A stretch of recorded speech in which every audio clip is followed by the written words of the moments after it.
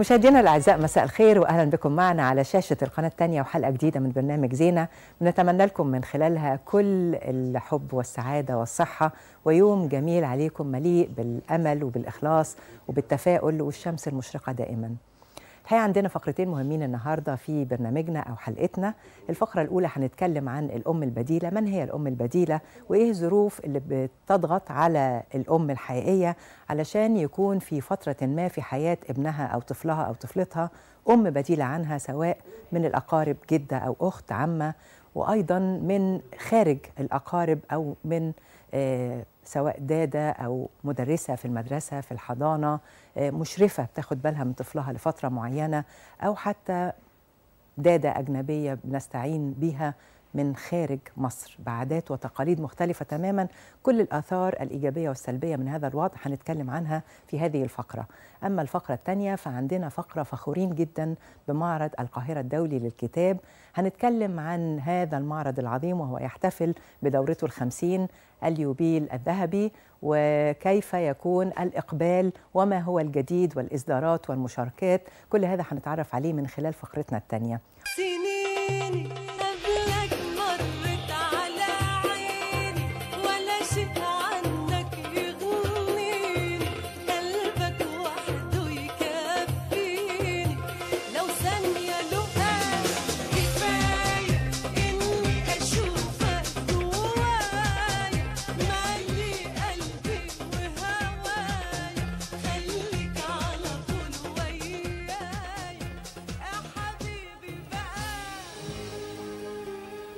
أكبر حدث ثقافي يحدث في مصر سنويا هو معرض القاهرة الدولي للكتاب. منذ البدايات من 50 سنة لما بدأ أول معرض في أرض الجزيرة، كان يمكن مكان المعرض في قلب القاهرة، فكان الإقبال عليه هو قريب من كل مكان، بوتقة قريبة من المثقفين. كان مكانه مكان دار الأوبرا المصرية الحالية. بعدها لما انتقل لأرض المعارض المصرية في طريق صالح سالم، يمكن كان المسؤولين بيخشوا بعده شوية عن قلب القاهرة وقلب العاصمة، فهل يا ترى هيكون هناك إقبال؟ كان فيه إقبال. السنة دي أول مرة يتغير المكان ويتحول لمكان آخر ويمكن بعيد في التجمع الخامس، مكان بعد أكتر، ولكن هذا الخوف تلاشى لأن زادت الزوار والمقبلين على هذا المعرض بصورة كبيرة جدا، بددت كل التخوفات.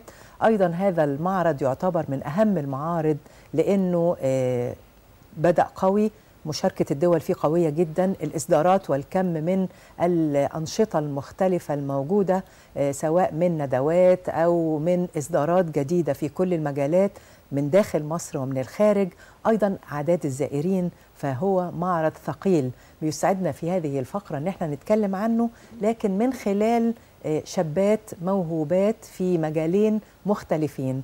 بنرحب في البداية بالشاعرة الأستاذة ريم مهنا، أهلا بحضرتك معانا. أهلا بحضرتك. وأيضا بالكاتبة الروائية الموهوبة الأستاذة مروة الجمل، والكتابة بقى في الدراما الاجتماعية والفانتازيا والكوميديا. الحقيقة هتعرف عليكم بشكل سريع الأول، وأبدأ بالشاعرة الأستاذة ريم وأقول لك بدأت موهبتك مع الشعر إمتى وإزاي؟ لا، أنا بدأت أكتب شعر كان من زمان قوي، من وأنا في ابتدائي، بس طبعا كانت حاجات بسيطة. و الفكرة جت بالنسبة لي يعني كانت متأخرة شوية إن أنا أنزل الديوان بتاعي. دي أول ديوان؟ ده أول ديوان بالنسبة لي. عنوانه إيه؟ انتظر ديسمبر. انتظر ديسمبر، اشمعنى ديسمبر؟ أنا بحب ديسمبر. أنا بالنسبة لي يعني شهر ديسمبر دي إحساس خاص جدا عندي، الجو بيبقى حلو وفيه برودة، بيبقى منعش بالنسبة لي، وانا ما بحبش الصيف شويه عشان الدنيا حر وبحس بس فشيء جوايا بيقول لي ان ده شهر الحب دايما ديسمبر. احتفالات الكريسماس. شاركتي بهذا الديوان لاول مره في المعرض. في معرض الكتاب. تمام. الكاتبه الروائيه استاذه مروه، كلميني برضو عن اهم اصداراتك وكيف بدات هوايه الكتابه، اكتشفتيها امتى او مين شجعك؟ هو انا بكتب من حوالي 25 سنه تقريبا، من وانا في اعدادي. بدأت بقصصات صغيرة قوي كده، وبعدين الموضوع بدأ يتطور معايا لغاية قصة رواية. كتبت 6 روايات ما شاء الله. مشاركة في المعرض، منهم ب4 كتب، ال2 التانيين موجودين متوفرين على الإنترنت. بكتب في إطار اجتماعي وقضايا المرأة، قضايا المجتمعية بشكل عام كده يعني. تمام. شعوركم ايه وانتي اول ديوان ليكي بيعرض في المعرض؟ والمعرض يعني تقيل، مش حاجه هينه يعني. لسه هقولك اكيد مبسوطه قوي، واكيد قلقانه من راي الناس شويه هيكون ايه، ودي اول حاجه تبان لي في شيء ادبي يعني. وفكره ان هو يعني بيعتبر اهم معرض ثقافي طبعاً. في الشرق الاوسط طبعا. واولهم، فدي حاجه تقلق شويتين. طيب عشان ما نقلقش بقى، قولي لي يعني سطرين كده من شعرك ناخد فكره قبل ما نخرج لفاصل. اوكي. عندك قصيده معينه هتقولي لنا اسمها ايه؟ قصيده اوحشتني. تمام. انت لغه عربيه فصحى الشعر، لغة مش عربية. عاميه؟ لا مش عاميه. تمام. هل تعلم أنك أوحشتني؟ وأوحشني كيف إليك تضمني، وكيف أرجع طفلة صغيرة كلما كلمتني، وكيف أخجل وأتوارى منك كلما بنظراتك رمقتني، وكيف أشعر بضعفي أمامك وبقوة شديدة بها أمددتني، وكيف بالأمان أحسستني وغمرتني. نعم أوحشتني. الله عليكي، ايه ده كلام جميل قوي وشاعري جدا. هنخرج لفاصل نشاهد من خلاله تقرير عن معرض القاهرة الدولي في يوبيل والذهبي، ونعود مرة أخرى لمواصلة حوارنا.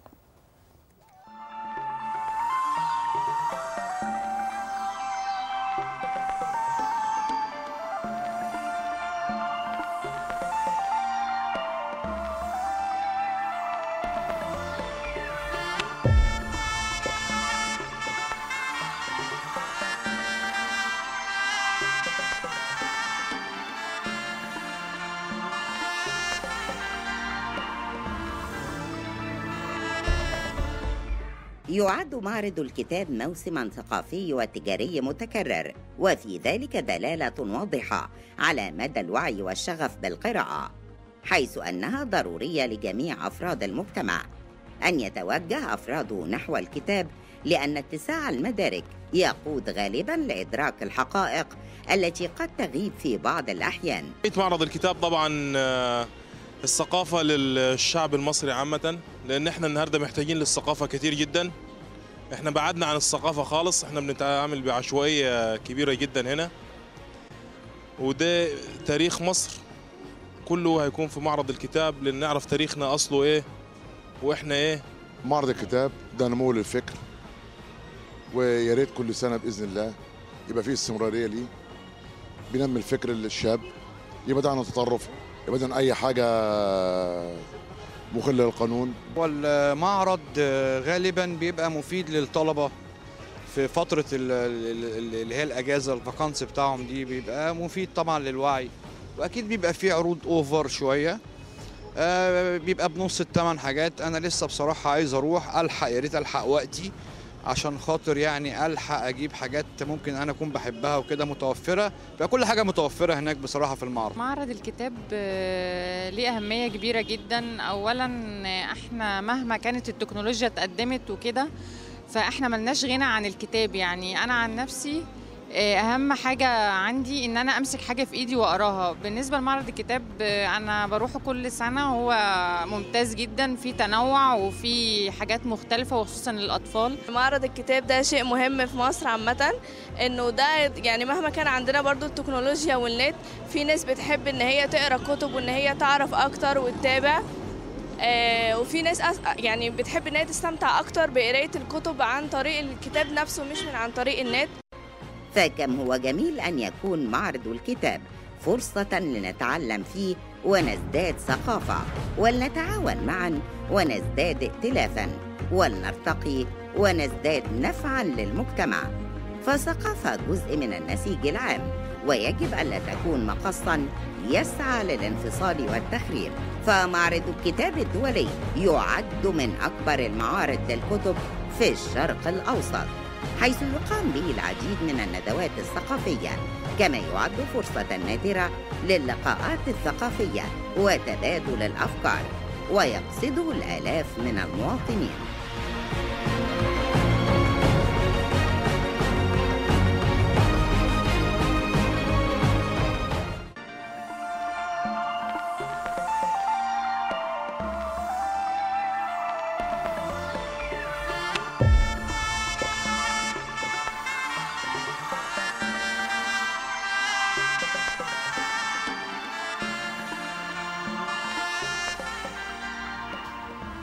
بعد ما شفنا هذا التقرير الهام والمبشر دائما بالخير وبالثقافة وبالجمال، هرجع للأستاذة الكاتبة الروائية الأستاذة مروة الجمل وأقول لك كان سهل أن أنت تشاركي بإصدارات في المعرض.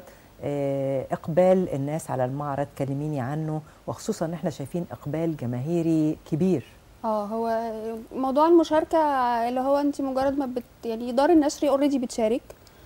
موضوع الاقبال انا يعني انا بروح المعرض كل سنه، السنه دي الاقبال رهيب، لان كانت الناس كلها متوقعه ان الاقبال يبقى ضعيف جدا علشان خاطر بعد المكان وان هو في مكان متطرف شويه، فلا الاقبال رهيب جدا. يعني انا بروح اقف في الطابور فتره طويله قوي يعني عبال ما بعرف ادخل، فدي حاجه انا ملاحظاها السنه دي ودي كويسه جدا. يعني القاعات من جوه برده زحمه مليانه ناس. الناس العوده كمان لان احنا نمسك كتاب مش نبص في نت وبس. لا الموضوع احسن كتير وفي خصومات حلوه بصراحه معموله جوه يعني. تمام. بتشاركي دايما في ندوات المعرض وفي انشطته الثقافيه؟ انا كمان الدوره دي انا عندي ندوه يوم الجمعه الجايه ان شاء الله بنتكلم فيها عن قضايا المراه في الروايه العربيه.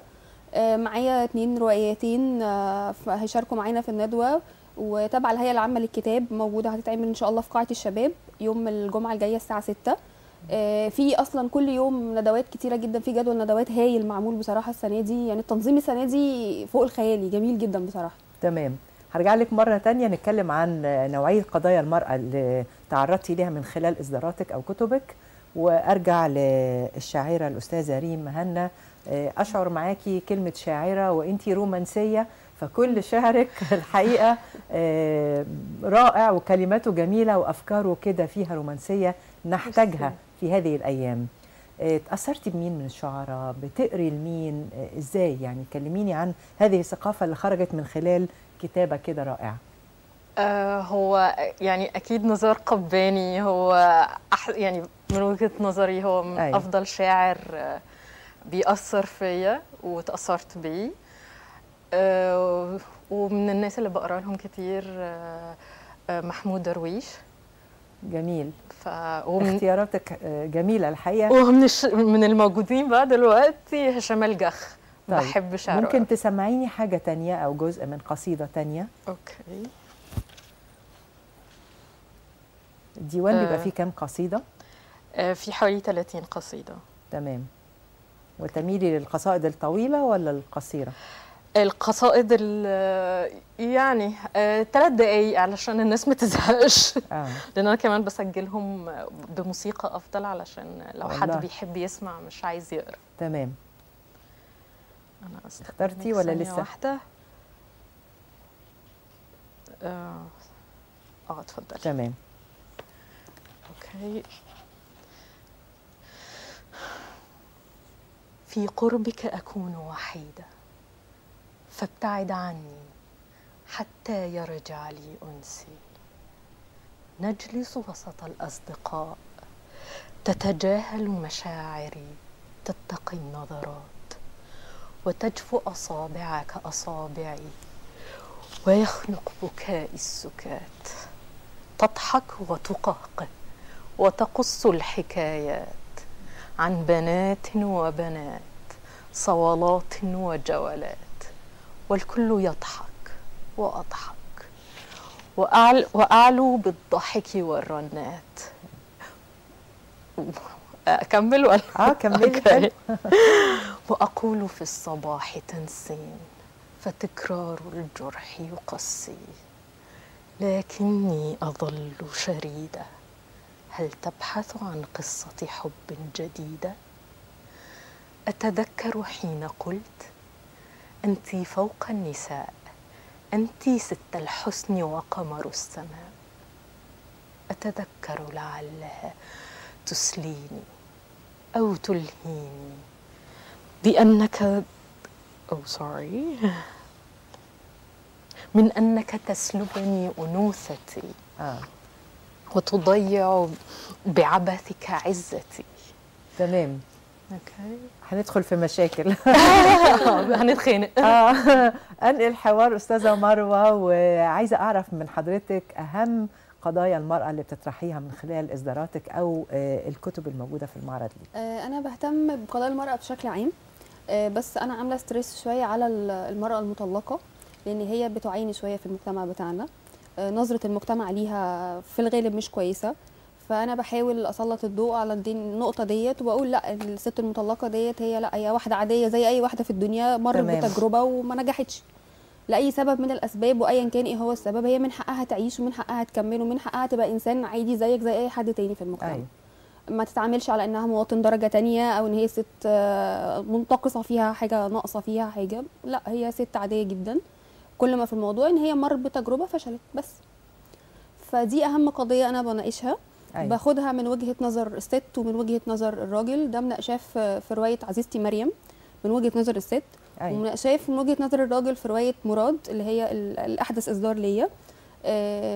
عامله فيها ميكس كده ما بين حياه راجل وازاي بيتعامل مع الستات، سواء اذا كانت مطلقه او غير مطلقه، يعني ان هي ازاي بيتعامل مع الست بشكل عام.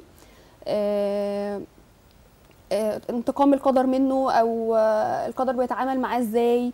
كل ده انا مناقشاه في الروايه. يعني احنا محتاجين حقيقه نغير نظره المجتمع تجاه قضايا كتير ممكن تعاني منها المراه. يعني انا بحاول اسلط الضوء على الكلام ده في الروايات بتاعتي. انا معتبراها رساله او هدف عندي. ده اللي انا بحاول اقدمه في الاعمال بتاعتي يعني. والقضايا المجتمعيه بشكل عام اللي تخص المراه او تخص المجتمع ككل. تمام. استاذه ريم، يعني دايما الموهوبين المبتدئين بتلاقيهم بيعانوا عشان يوصلوا لاصدار ديوان او يوصلوا لدار نشر او يوصلوا لمشاركه في حدث هام زي مثلا معرض القاهره الدولي للكتاب. قولي لي رحلتك كان فيها شيء من السهوله ولا كان فيها صعاب يعني تخطيتيها؟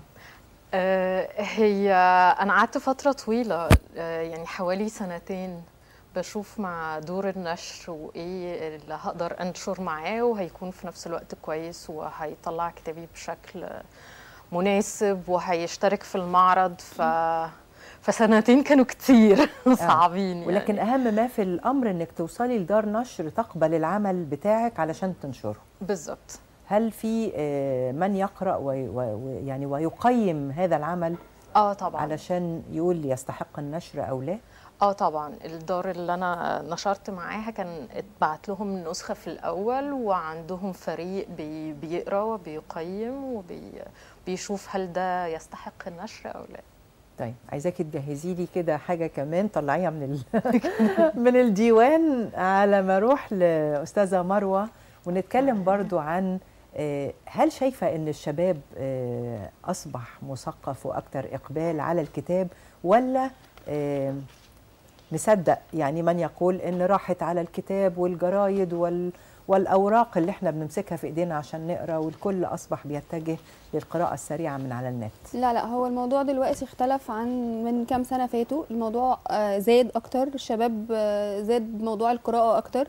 بداوا ينوعوا في المجالات اللي بيقروا فيها. كان في فتره اللي هو بيقروا بس روايات بس. دلوقتي لا، في بيتقري كتب علميه وفلسفيه وكتب دينيه، بيتقري في كافه المجالات يعني. ولا في مجموعه بتقرا اللي هي الحاجات اللي على الانترنت بس. الناس اللي عاشقه الورق عددها بدا يزيد. اللي بيمسك كتاب مره ما بيعرفش يسيبه. هل انت من الناس اللي من صغرها رجليها واخده على المعرض، بحيث كل سنه بتزوري وبتشتري وبتشوفي ايه الاصدارات الجديده المتنوعه؟ انا من ساعه ما وقيت على الدنيا، وبابا كان على طول لازم كل معرض لازم ياخدنا يودينا. كان هو اللي بيشتري لي كتب اللي هي زمان بقى بتاعت راجل المستحيل والحاجات ديت، ودواوين شعر صغيره، وكان هو اللي بيجيب لي الحاجه. لغايه لما انا كبرت وبقيت انا اللي بروح لوحدي بقى وانا اللي بجيب اللي انا عايزاه يعني. تمام. انا بحيي طبعا اسرتك ووالدك اللي هو عودك على زياره المعرض هو بصوره اللي منتظمه، دايما ودي كان الحقيقه بصراحه يودينا كل سنه كان لازم، رساله وهو هامه اللي لكل بيجيب ام الكتب واب وكل حاجة. الحقيقه ان هم يحافظوا على ده. استاذه ريم، كلميني برضو عن امنياتك لنفسك، هتكتبي ايه؟ عندك برضو شويه دواوين مجهزاها عشان يبدا يكون عندك اصدارات اخرى، وبعدها هتقولي لي. اوكي. انا بحضر للديوان الجديد فعلا، بس انا ان شاء الله الاصدار الجاي هيكون ليا روايه ان شاء الله. انت كمان بتكتبي غير الشعر روايات، يعني عندك الادب بقى كمان. بالظبط. هو انا كنت في الاول كاتبه علميه في بعض الصحف والمواقع التحول العلمية. من مجال لمجال سهل. هي كان عندي كتابه يعني قصص، بقول من وانا صغيره قوي كنت بكتب قصص بسيطه، والشعر كان طول عمرهم موجودين. تمام. بس ما كنتش يعني لسه مستعده اغامر وانزل بنشر. كتاباتك الروائيه هتتجه لاي مجال من المجالات؟ الروايه الجايه هتكون هي قصه فعلا، وقصه فيها بعض الرومانسيه، بس هي اكثر تاريخيه. تمام. وبتناقش حقبه معينه. تمام. اسمع بقى من شعرك عشان نختم ختام جميل ان شاء الله. المره دي هقول لكم شعر جامد شويه. اتفضلي. عشان ما يبقاش كله رومانسي. ابتعد وانجو بنفسك، ان تدنو فانك مقتول. احذر من ثوره اعماقي، وإن تجهل فاسمع سأقول. أنا الحب الكلاسيكي الهادئ، وأنا صخب العصر العجول. لسوء حظك أنا عاشقة ملول. أنا اندفاع حزيران، وأنا انسحاب أيلول. أنا أودية النيران، وأنا جبال الثلوج. أنا وهج الإشراق، وأنا غمض الأفول. أنا عنيفة دموية، وأخاف من قطتك الفارسية. أنا قلب الإيمان وقمة الفجور. إن أردت المغامرة بقلبك وعقلك فها أنا قد حذرتك، والآن أنت المسؤول. هي لسه طويلة بس طويلة قوي والله. أنا بشكر الشاعرة الموهوبة الأستاذة ريم مهنا، ألف شكر. أيضا الكاتبة الروائية الأستاذة مروة الجمل. أهلا بيكم، نماذج رائعة للموهوبات الشابات اللي هي يعني عندها قدرة على مكافحة الحياة. بنحاول. الحمد لله. إن شاء الله بالتوفيق والنجاح دايما في كل أعمالكم. بنشكركم مشاهدينا الأعزاء، وغدا لقاء جديد مع أسرة جديدة وبرنامج زينة إن شاء الله.